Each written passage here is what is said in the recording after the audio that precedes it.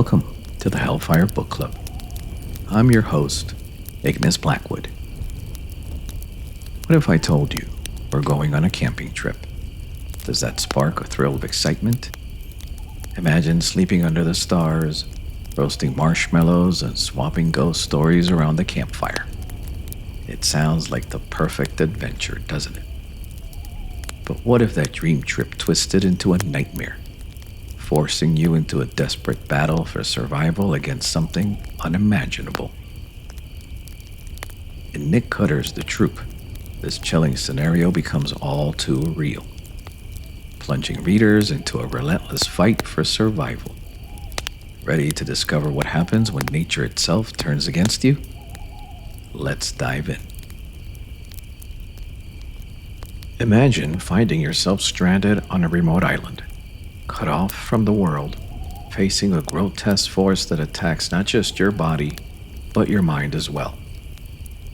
That's the chilling scenario Nick Cutter lays out in The Troop. This novel plunges readers into a terrifying blend of psychological horror and survival thriller, delivering a story that's both intensely physical and deeply unsettling. Nick Cutter, the pseudonym for Canadian author Craig Davidson, is known for pushing the limits of horror fiction, and The Troop is no exception. It's a story that explores the boundaries of human endurance and the darkness that can lurk within us all. In this review, I'll explore how Cutter weaves together plot, setting, characters, themes, and his distinctive writing style to create a tale that captivates and disturbs. The story starts off with what seems like a regular Boy Scout trip to Falstaff Island, a remote spot off the coast of Prince Edward Island. Led by Scoutmaster Tim Riggs, a group of 5 boys expects a weekend of camping and learning survival skills. But things take a horrifying turn when a skeletal stranger stumbles into their camp, carrying with him a deadly contagious parasite. As the infection spreads, the boys are forced to confront not only the monstrous force devouring them, but also their own primal fears and instincts. Cutter builds tension masterfully, with each new horror escalating the stakes. The narrative is punctuated by interludes that offer backstory and scientific explanations, adding depth and a chilling sense of plausibility to the events unfolding. Falstaff Island provides the perfect setting for the story's descent into madness. Its isolation heightens the sense of dread as it becomes clear that escape is not an option. Cutter's depiction of the island's bleak, rugged landscape amplifies the novel's oppressive atmosphere. The harsh environment mirrors the characters' inner struggles, and the island itself becomes a silent antagonist, testing their resolve. The setting is crucial in amplifying the themes of isolation and survival, forcing the characters to face not just external dangers, but also their own inner demons. The characters in The Troop are vividly drawn, each representing different aspects of human nature. Scoutmaster Tim Riggs, who is supposed to protect the boys, faces the ultimate test of his leadership and morals as the situation spirals out of control. The boys, Kent, Ephraim, Max, Shelley, and Newton, each respond differently to the horrors they encounter, revealing their strengths as well as their vulnerabilities. Kent, the natural leader, struggles with the desire for power and control, while Newton's quiet intelligence and empathy offer a contrast to Kent's aggression.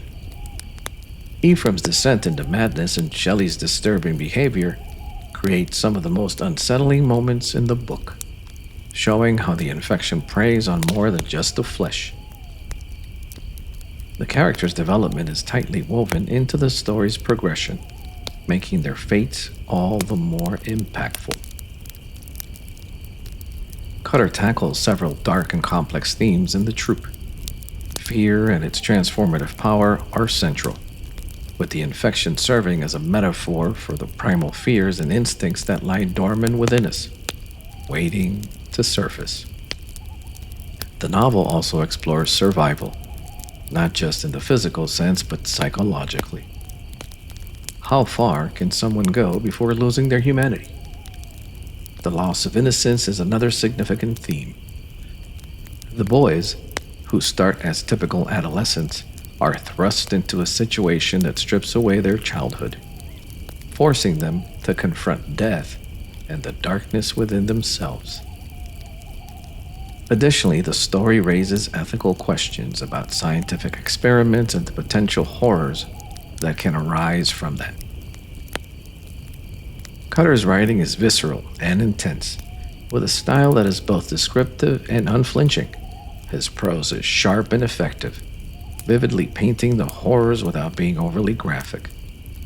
The tone is dark and relentless, with occasional bleak humor providing brief respite from the tension.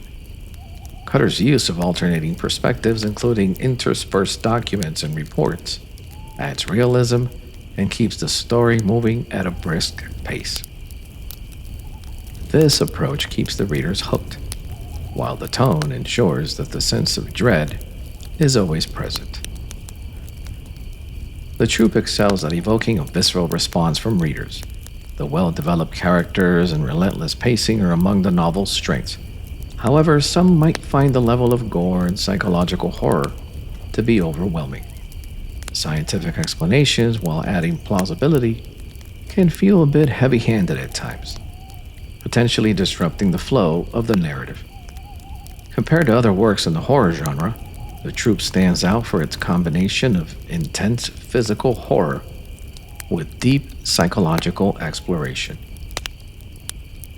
It's a book that will appeal to fans of Stephen King, Lord of the Flies, and The Ruins by Scott Smith, but it is not for the faint-hearted. In the end, The Troupe is a gripping and immersive read that pushes the boundaries of horror fiction.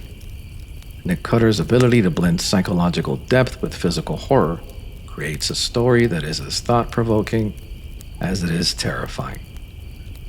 While it may not be for everyone due to its graphic content, those who enjoy intense character-driven horror will find much to admire here. The Troupe is a stark reminder of the thin veneer of civilization and the primal instincts that can emerge when that veneer is stripped away. I highly recommend this book for those who dare to confront their darkest fears. Thank you for tuning in to the Hellfire Book Club.